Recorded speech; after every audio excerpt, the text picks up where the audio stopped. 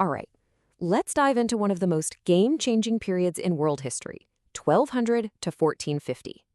Now, the big story here isn't just about empires rising and falling. The real theme is how the world got smaller, how connections between people and places exploded.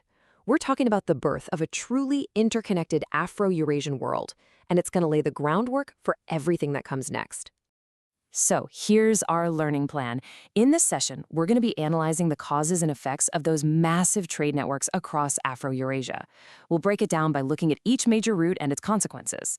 By the time we're done here, you'll be able to confidently explain and, more importantly, compare how these networks of exchange actually worked and the huge impact they had on the world. Here's our roadmap. First, we'll look at the spark, what really kicked this whole era of exchange into high gear. Then we'll travel along the three major trade arteries, the Silk Roads, the Indian Ocean, and the Trans-Saharan routes. After that, we'll zoom out to see the massive consequences of all this connectivity, and we'll wrap up by putting them all side by side to compare. So, what lit the fuse for this explosion in trade? I mean, before we can really understand the routes themselves, we have to look at the political and economic shifts that made it all possible. What created the perfect environment for these networks to thrive? It really boils down to two main drivers. First up, imperial stability. When huge empires rise up and take control, and we're definitely looking at the Mongol Empire here, they create these massive zones of peace and security. Think of it this way: less risk for merchants. And second, you've got a whole wave of innovations in business and transportation. New tools and new ways of doing business, like credit, made trade way more efficient and a whole lot more profitable. Let's start our journey on the most famous network of them all. Picture the Silk Roads. And don't just picture one single road. Think of it as a massive web of caravan trails, like a giant artery pumping goods, ideas, and people across the entire Eurasian continent. Okay, this table shows us a really critical economic idea behind the Silk Roads. Traveling overland was expensive and super slow, right? So merchants weren't hauling around cheap, heavy stuff. They focused on goods with a high value-to-weight ratio. We're talking luxury items, beautiful silks, delicate porcelain, high-quality steel. And this whole system was supported by some pretty slick financial tech, like bills of exchange, kind of like an early version of a check, and the caravanserai. These were basically fortified roadside inns, crucial safe zones for traders in cities like Kashgar and Samarkand. Now, the real catalyst for the Silk Roads revival was the Mongol effect. This is huge. By creating this enormous unified land empire, the Mongols established what we call the Pax Mongolica, or the Mongol Peace. They weren't just brutal conquerors. They were smart rulers who knew trade was valuable. They made the routes safe, got rid of bandits, and even supported infrastructure like the caravanserai. This state-sponsored security made trade across Eurasia safer and more common than ever before. All right, time to put your thinking cap on. Let's do some active learning. Your job is to boil this all down. In one single, solid sentence, explain how the Mongol Empire boosted trade and communication across Afro-Eurasia. Go ahead, pause this explainer and jot down your answer. Okay, let's see how you did. Here's a model answer. The Mongols' political consolidation of Eurasia created a period of peace, Pax Mongolica, that secured land-based trade routes, encouraging commerce and the transfer of technology and ideas across their vast empire. Hey, if you used words like political consolidation, peace, or security, you're absolutely on the right track. Nice work. Okay, so we're leaving the dusty, dry overland routes of the Silk Road and heading out to sea. Let's pivot to the massive maritime superhighway of the Indian Ocean. This thing was a bustling network connecting an incredible diversity of cultures, all the way from East Africa to Southeast Asia. You know, the most important piece of technology for this whole system wasn't even made by humans. It was the environment itself, the monsoon winds. These things were like clockwork. For half the year, they blew reliably from the southwest, and for the other half, they blew from the northeast. This created a perfect, predictable rhythm for trade. It was like a natural engine that sailors could count on century after century. Of course, human innovation was still totally essential.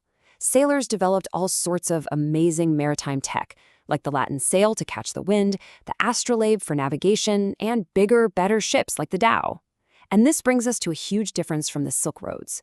Because ships could carry so much more than camels, merchants could transport not just luxury goods like spices, but also bulk goods. We're talking timber, cotton, and food. The carrying capacity of the sea was just a whole different ballgame. And, it's important to remember, these routes were also tragically used to transport enslaved people. The economic impact here was massive. All this trade led to the growth of powerful new states that controlled key ports, like the city-states along the Swahili coast or the Sultanate of Malacca. And it wasn't just economic. It also created huge cultural shifts. You had the formation of diasporic communities, where merchants would settle in new lands. For example, you see Arab and Persian merchants moving to East Africa, blending with the local populations, and creating brand new syncretic cultures. For our final route, we're heading across the world's largest desert. And don't let the sand fool you. These sand roads were incredibly important.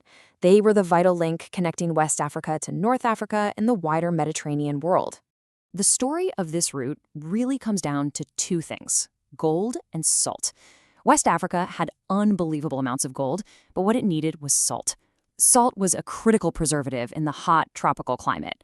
So merchants from North Africa would haul these huge slabs of salt south and trade them for gold. And the technology that made it all possible?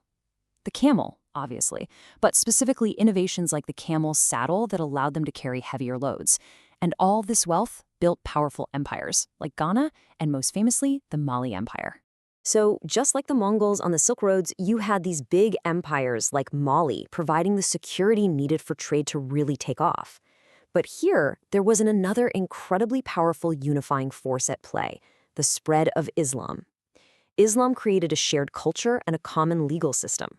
A merchant could travel from North Africa all the way to West Africa and find people who spoke the same commercial language, Arabic, and who operated under a shared system of Islamic law.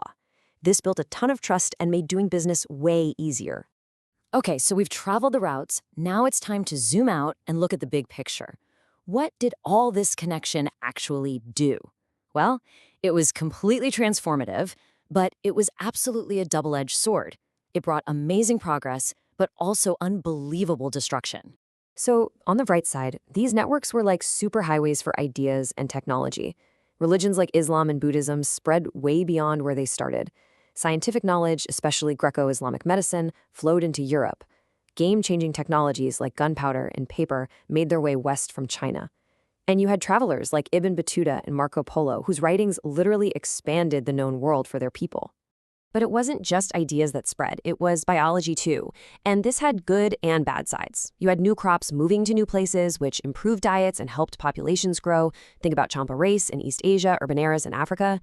But the same routes that carried silk and spices also carried germs. The incredible interconnectedness of the Silk Roads is exactly what allowed the bacterium Yersinia pestis to spread so fast, causing the bubonic plague, the Black Death, which led to one of the deadliest demographic catastrophes in all of human history. All right, let's pull all these threads together. Being able to compare these networks, what made them similar and what made them different, is honestly one of the most critical skills you'll need for this unit. This chart right here is the synthesis. It brings everything we've talked about into sharp focus. You can see the similarities, right? All three were boosted by new technologies and the stability that large states provided. But the differences are where the really sharp analysis comes in. Look at the goods. The Silk Roads were all about lightweight luxuries. The Indian Ocean could handle both luxury and heavy bulk goods. And the Trans-Saharan route was defined by that unique gold for salt trade. The tech was perfectly suited to the environment: camels in the desert, dhows on the ocean. And the role of the state was different too, from the massive security blanket of the Mongol Empire to the more decentralized trade-focused city-states of the Swahili coast. Okay, one final self-assessment. Pause for a moment and really think about this. Can you identify one big similarity in what caused these networks to grow? And can you pinpoint one key difference in the kinds of goods they traded? This will really lock in the concepts for you. So, what's the final takeaway? Between 1200 and 1450, these networks spun a complex web across Afro-Eurasia.